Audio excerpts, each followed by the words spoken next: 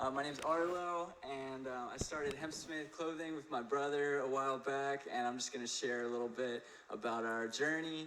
I'm really grateful to be here. Thank you, Dr. Sukoff, Dr. West, Rachel for hosting all of this, Guy Carpenter. All right, so let's see.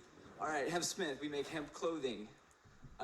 One of our big missions, our mission is to bring hemp home. And so I have a vision inspired by Eric Henry and TS Designs for a local supply chain. And so in game, we want to be sourcing from local Carolina farmers and having it processed and create the garment dirt to shirt, like within 100 miles or something crazy like that. We do a lot of tie-dyes, a lot of different style clothing. My brother, Zafer, started this brand back in high school in 2015, and he embroidered a little hemp leaf on a hemp shirt and called it Hempsmith, and then kind of buttoned it up. He went out to Colorado to study business, and he actually died from a heroin overdose in Boulder, Colorado in 2016, and it really shocked my family and I. And within that first week, I remember thinking, like, wow, I can really take this and run with it and work with Zafer forever. And so early on, it's a very bootstrapped, organic brand. And so my neighbor taught me how to tie-dye, and my other buddy taught me how to screen print. And then slowly we just started kind of getting it.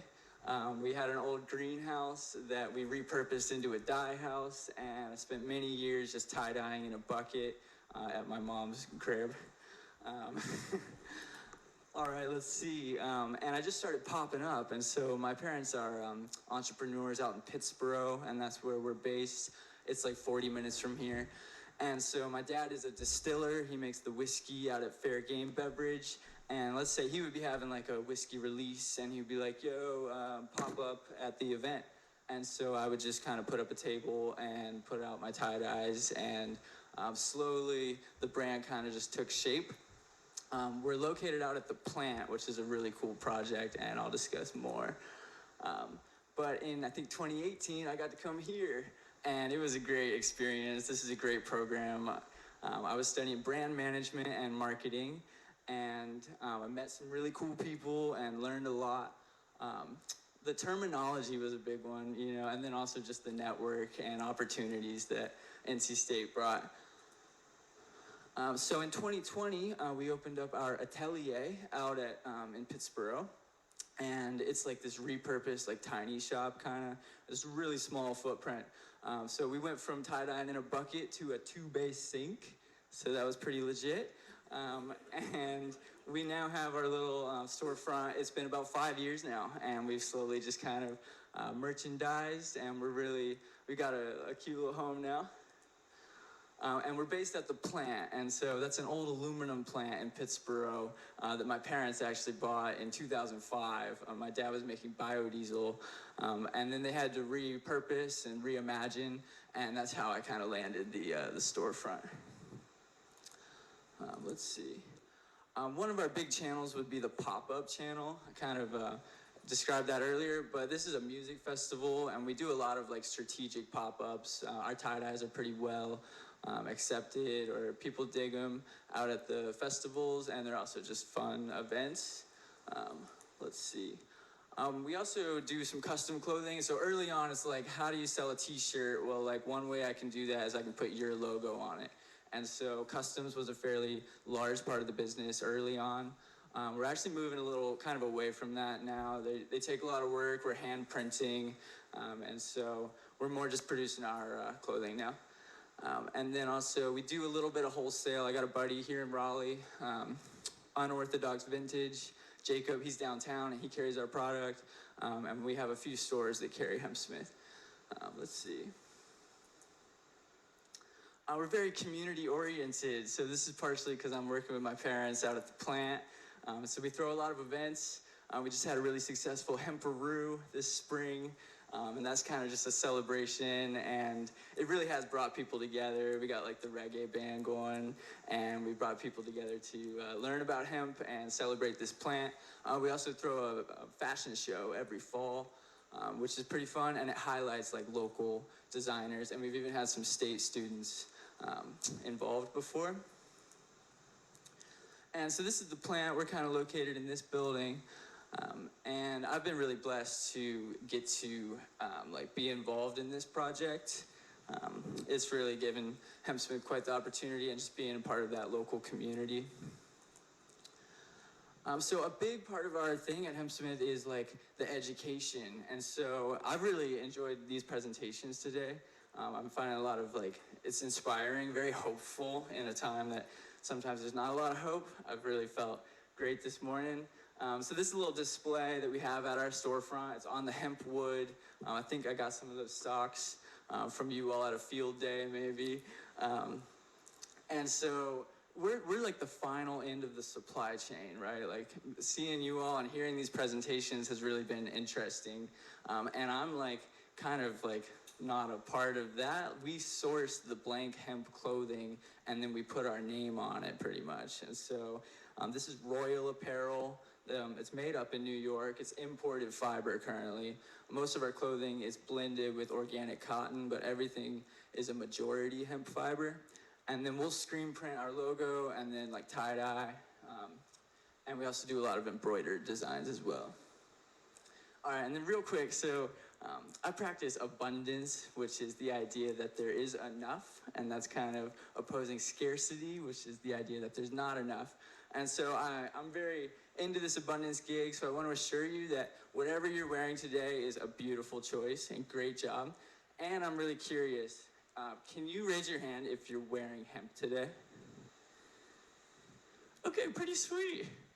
That's a pretty good number, actually. And I just thought that was interesting. I wanted to like conduct that because we are at a hemp fiber summit. It's like you'd think almost 100% of us should be repping hemp. And we're all talking about hemp denim, by the way. This is Dash Hemp. Some of y'all might be familiar. This is a great brand out in Santa Cruz. And hemp denim really is like a great product. Okay, a big one is that Hempsmith is a abundance-based organization, and we are here for the restorative economy, which I would love to elaborate on. And a big one from my like business guru is like, Hempsmith is an epicenter of global healing and transformation. And I would even encourage everyone, like everyone here that is working with the brands and entrepreneurs to really kind of like own this saying. This saying has been a really powerful thing for me, and this is all about, I'm all about collaboration and not competition. I even heard somewhere that competition is for losers, and I just thought that was kind of an interesting take. But you can go so much further with collaboration, and so in the new restorative economy that is coming and this abundance-based economy, we can all be this bright light that is creating the healing and transformation of the entire planet and humanity. And I think hemp is a great opportunity to do that. And so we really do, we're at the cusp of something great here, and that's kind of been hinted at today. Let's see, so scaling, but mostly sourcing, actually, that would be the big one. So we've got like a lot of our products coming from China. Like Dash Hemp is in California, but they're importing the fiber. And like China makes some great product, great hemp fiber. What I want to see is domestic fiber. And so I'm not like deep in the industry like some of you all. And so I need someone to just kind of hand me like a hemp t-shirt, you know what I'm saying? Like at a wholesale price. But also price is kind of no object as well, right? Because like we are positioning as like a higher end new material, and also it is quality. So we're not just selling like cheap like garbage at high dollar designer prices or whatever.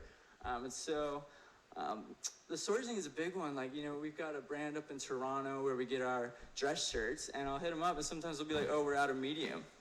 You know, and it's like, that doesn't really fly. Like, we're like, some of our big sellers, they'll like just kind of run out.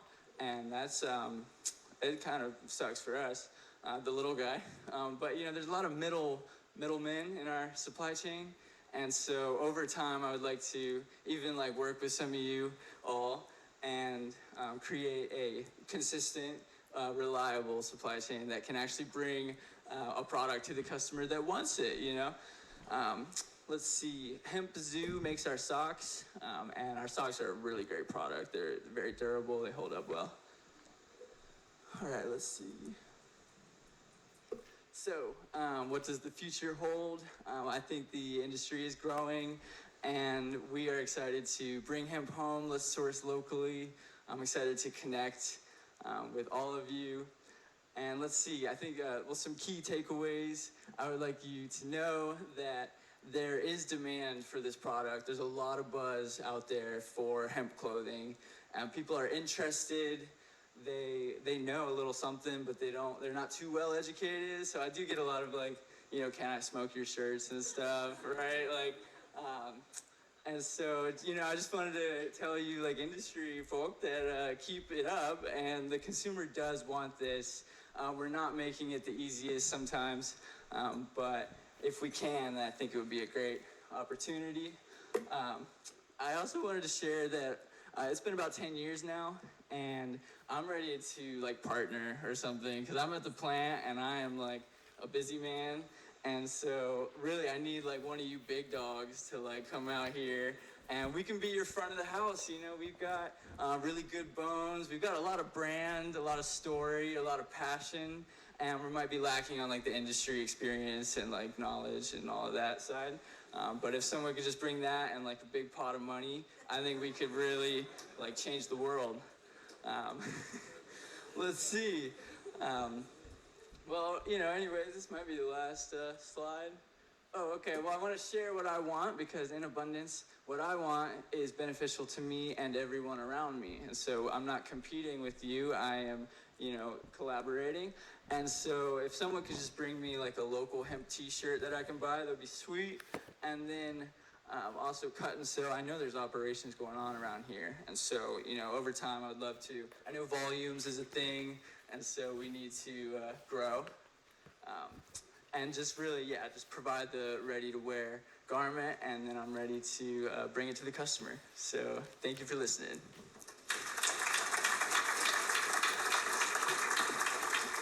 Cool. Thank you, man. Preach. Oh, follow us on Instagram. So everybody in this group's been super amazing, right? So there's no one? Did he turn it off? It's on the scene. Can you hear me now? Yep. Super amazing. I'm stoked. I don't say stoked very often. Bit old for the word stoked, right? I want to say this phrase that I've been wanting to say every